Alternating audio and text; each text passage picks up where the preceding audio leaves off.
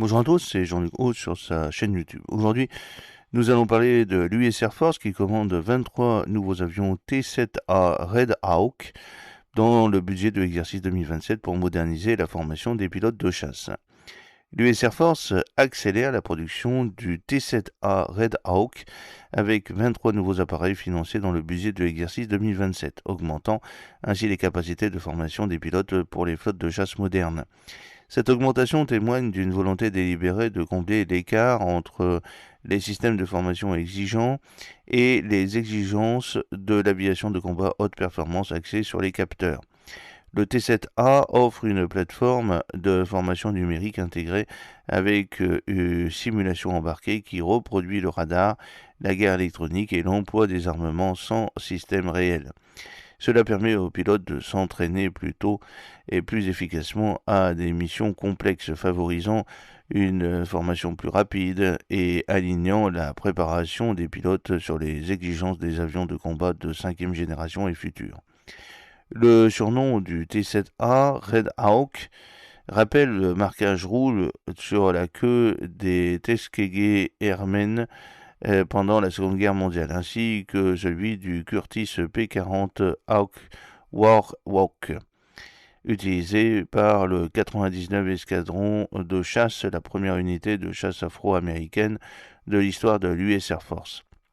En avril 2026, la demande budgétaire pour l'exercice 2027 de l'US Air Force prévoyait l'acquisition de 23 avions d'entraînement T-7A Red Hawk pour un montant total de 529,464 millions de dollars contre 14 appareils financés en 2026 pour un montant de 362,083 millions de dollars.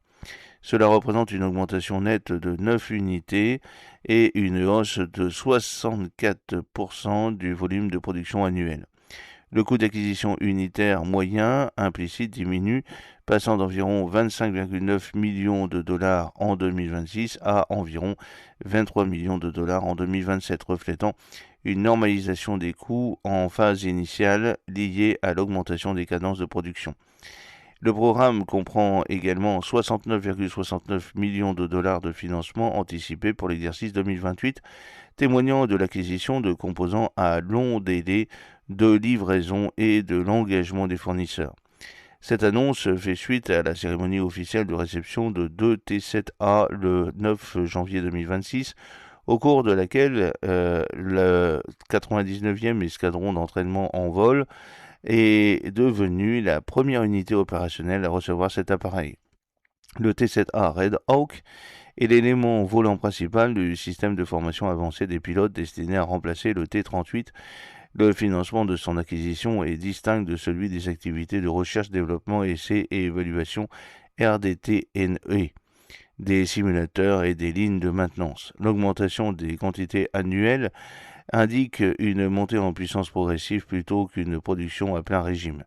Développée conjointement par Boeing et Saab, la cellule du T-7A est une conception entièrement nouvelle, spécifiquement développée pour la formation avancée au pilotage de jets, et non une modification d'un appareil existant. Ceci permet de s'affranchir des contraintes liées aux configurations structurelles et à l'intégration des systèmes hérités.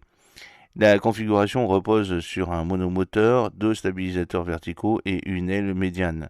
Son profil aérodynamique est conçu pour maintenir la maniabilité aux angles d'attaque élevés caractéristiques de l'entraînement aux manœuvres de chasse. La conception ne privilégie ni la vitesse maximale ni l'altitude, mais met plutôt l'accent sur la constance du comportement en vol dans un domaine d'entraînement défini. Des méthodes de conception numérique, notamment l'ingénierie système basée sur des modèles, ont été utilisées lors du développement afin de réduire les risques d'intégration et d'accélérer le processus. Les éléments structuraux sont dimensionnés pour résister à la fatigue du grand nombre de cycles associés à de multiples sorties quotidiennes, ce qui permet d'obtenir une configuration adaptée aux opérations d'entraînement soutenues. Le système de propulsion repose sur un turboréacteur à double flux F404 GE103 à post-combustion d'une poussée de 17 000 lbf, un moteur déjà utilisé sur plusieurs aéronefs bénéficiant d'une chaîne de maintenance et d'approvisionnement bien établie, notamment le FA-18 et le T-50 Golden Eagle. Le Red Hawk est conçu pour un fonctionnement soutenu en régime subsonique et transsonique, ce qui correspond à la majorité des phases de formation avancée des pilotes. Comparé au T-38, le T-7A offre un rapport poussée-poids supérieur, permettant une meilleure accélération et une meilleure conservation de l'énergie lors des manœuvres. L'appareil est également capable de maintenir des profils de vol à facteur de charge élevé, conformément aux exigences d'entraînement des pilotes de chasse, tandis que l'intégration des commandes de vol réduit le risque de sortie de vol contrôlé. Le choix du moteur repose sur des critères de fiabilité et de disponibilité plutôt que sur l'introduction d'une nouvelle classe de propulsion, ce qui réduit les risques techniques. Ceci permet également d'utiliser une base logistique existante, simplifiant ainsi l'intégration et la maintenance. L'architecture du poste de pilotage remplace l'instrumentation analogique par un système de commande de vol électrique entièrement numérique et des écrans multifonctions de grande surface permettant une reconfiguration dynamique de l'agencement du poste.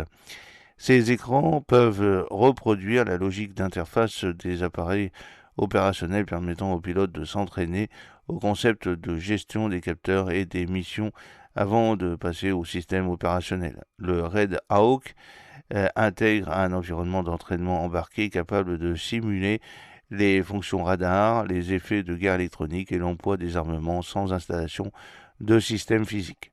J'espère que cette petite vidéo vous a plu. N'oubliez pas de cliquer sur le pouce pour la promouvoir, de vous abonner si ce n'est pas encore fait et de partager cette vidéo sur vos réseaux sociaux. À très bientôt. Fidèlement, Jean-Luc O.